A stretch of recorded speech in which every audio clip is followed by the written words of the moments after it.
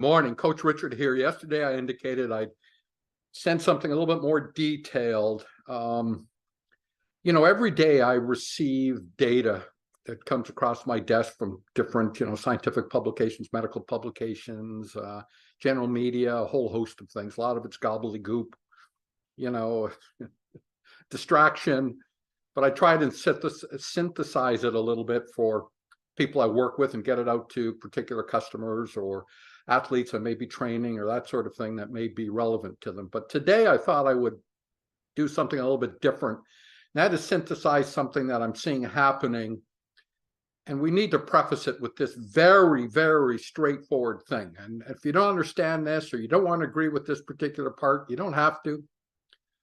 It's just fact, and that is this, is that as human beings, we are creatures of emotion and chemical factories, and they will always be intertwined. Okay, that's just the straightforward thing. You know it.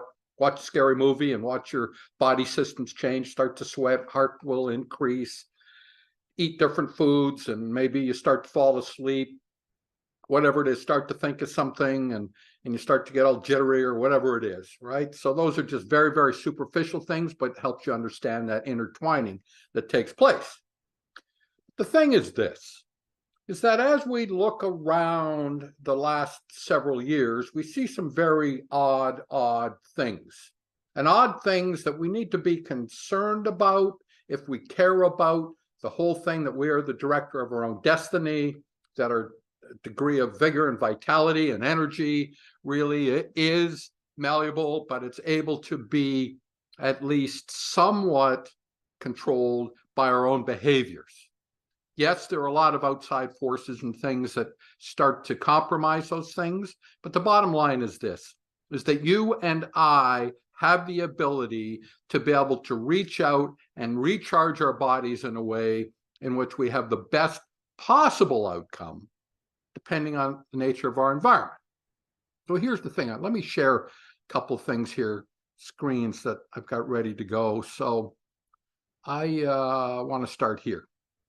And this is an odd one, and I saw this come across my desk in a different article, but I thought I'd try and just get down to the simplified deal. And this is a thing where we start to see laxative abuse taking place across all North America again, right?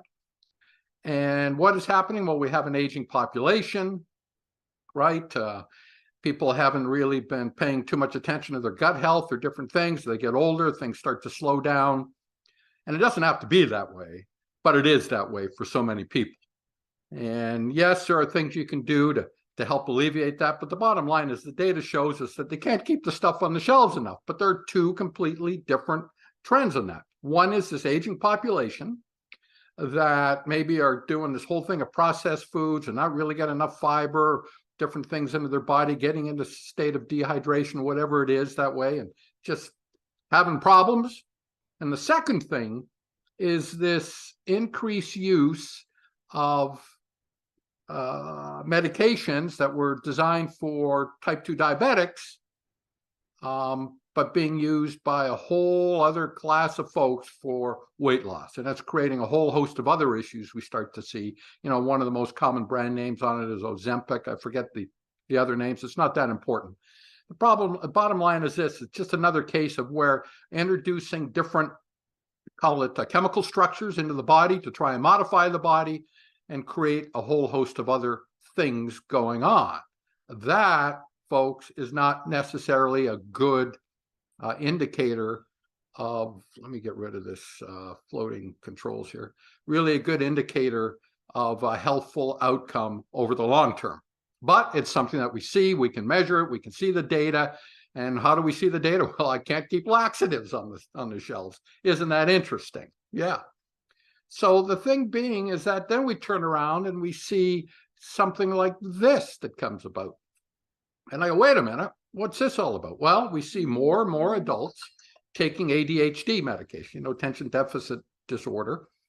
Yep, we got a lot of things in the social ecosphere and getting bombarded with information. Certainly back in the day when I was doing my master's thesis I needed to go out and search for information, need to get into the library and pull out information from microfiche and the like for information I knew was eluding me, but it had to be someplace. Today we can get it, and people start to get into this thing of FOMO, right? Fear of missing out. Now they're more concerned about what is all this other information coming about.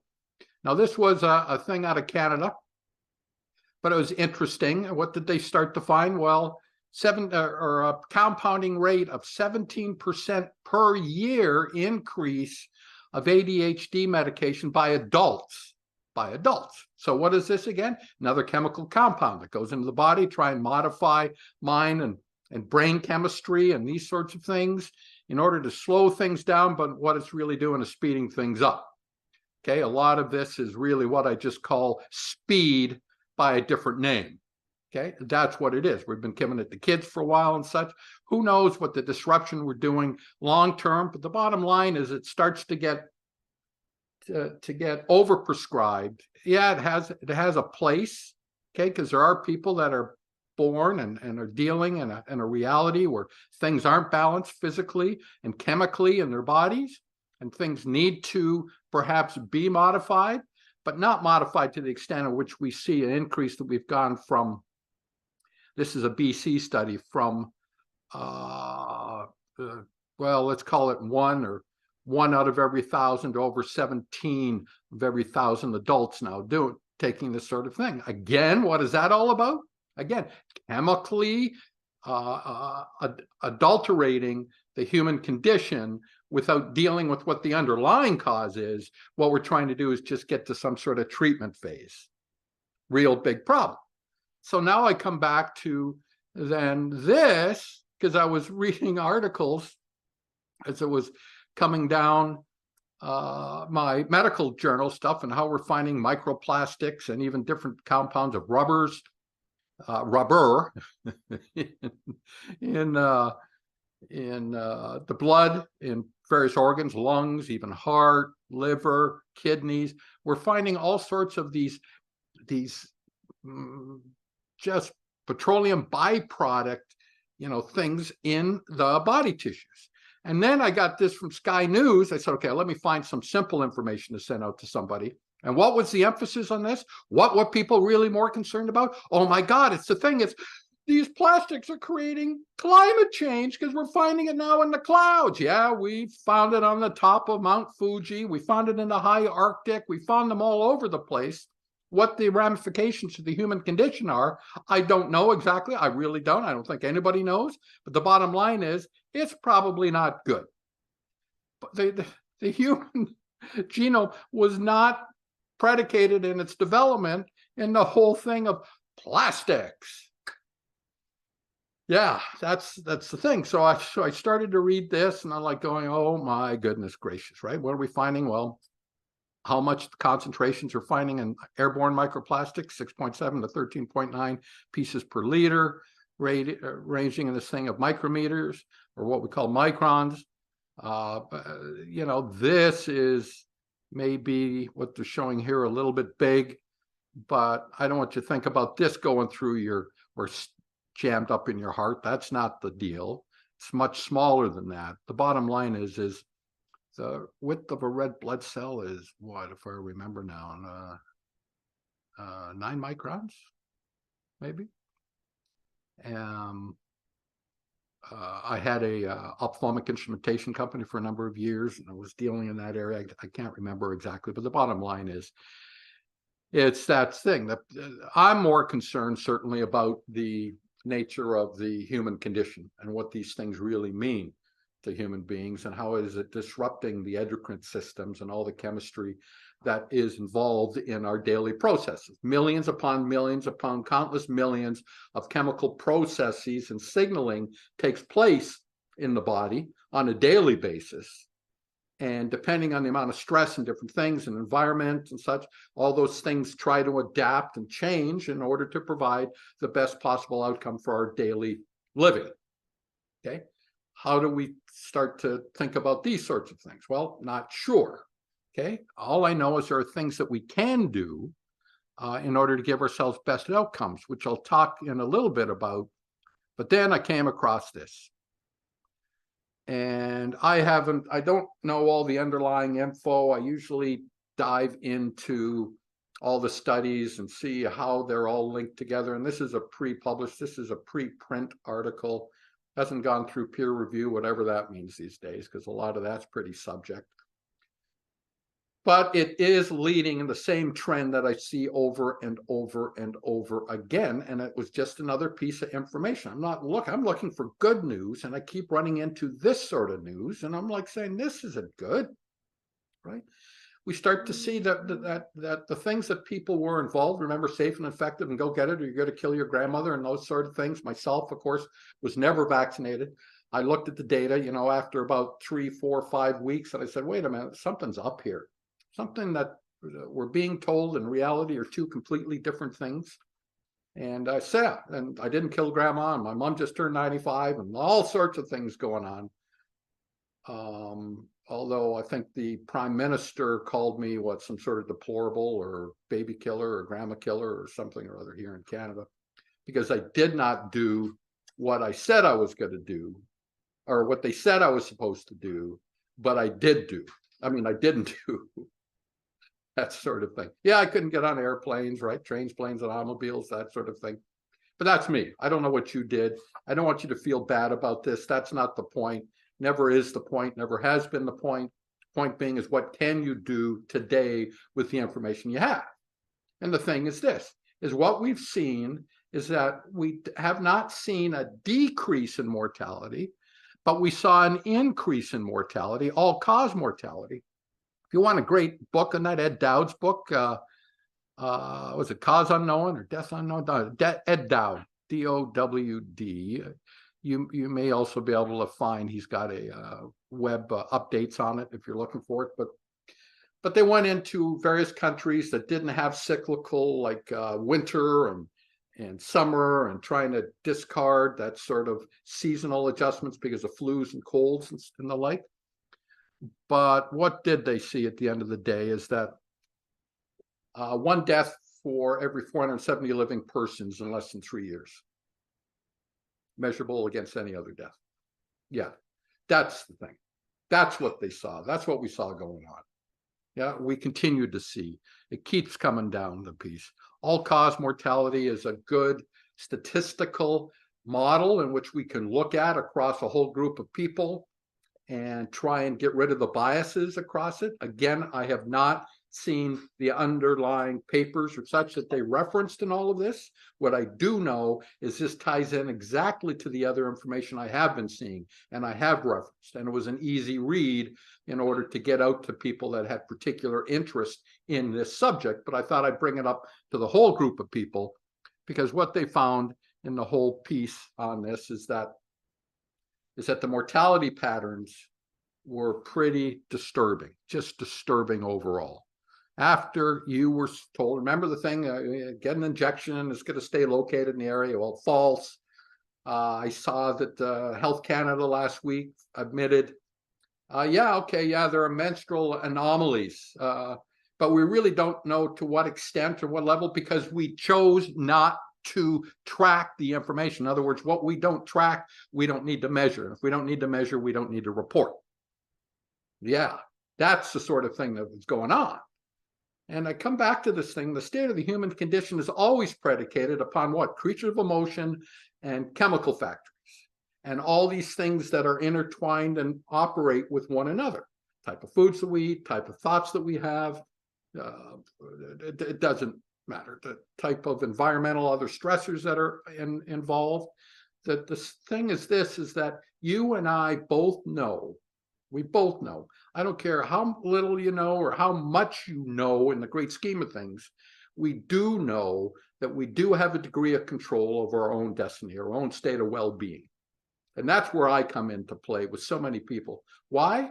Because what I get into, the whole thing, is optimal cellular nutrition, cell signaling of various vitamins and minerals and plant extracts that come together in the right forms and the right ratios to renew the mitochondria at optimal levels, to renew the endogenous, in other words, the internal antioxidant systems that work in things like tissue repair and in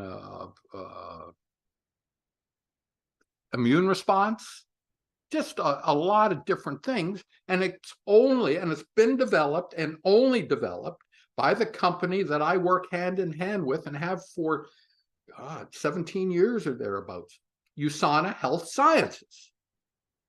100 plus researchers, scientists, technicians, various university groups around the world that do nothing more than on a daily basis, how do we improve the state of the human condition in a way in which is not interfering with natural processes, but enhances natural processes.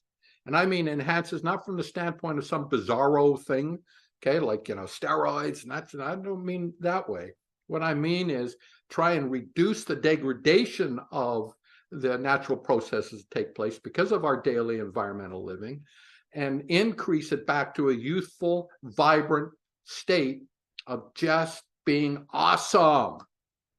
I look at my peer group oftentimes and I go, what have you done to yourself? What have you done to yourself?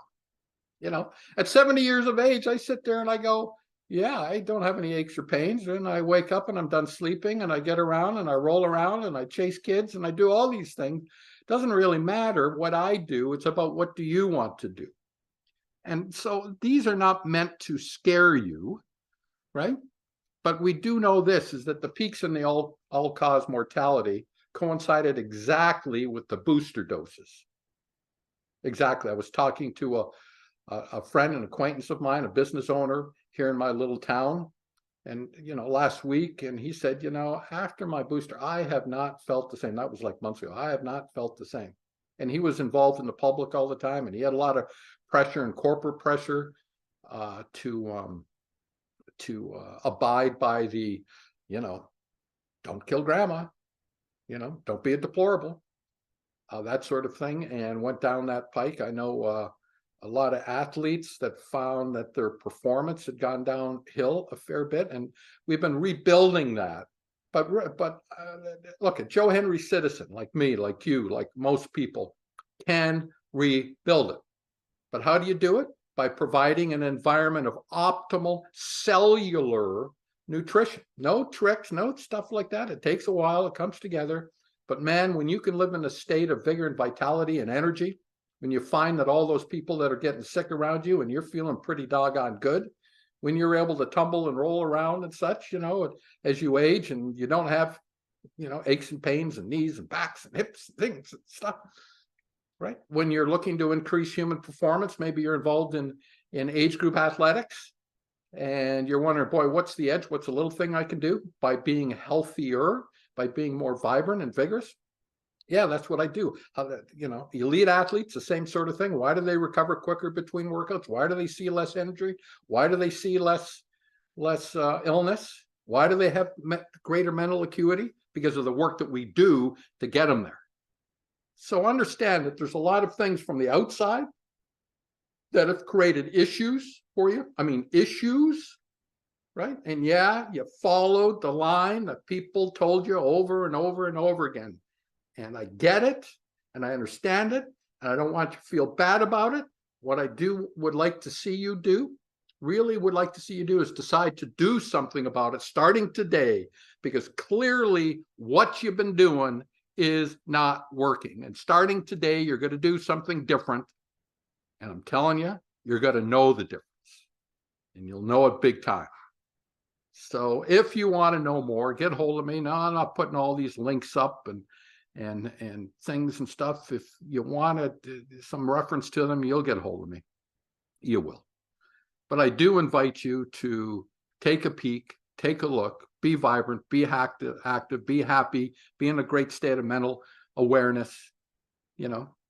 Just go out and love life and live it to its fullest in happiness and in health and prosperity. Okay, everybody. That's it. I don't know. How do I turn this off? I will figure it out. Okay, I'm going to stop this share and we'll go from there. All right, everybody. Take care.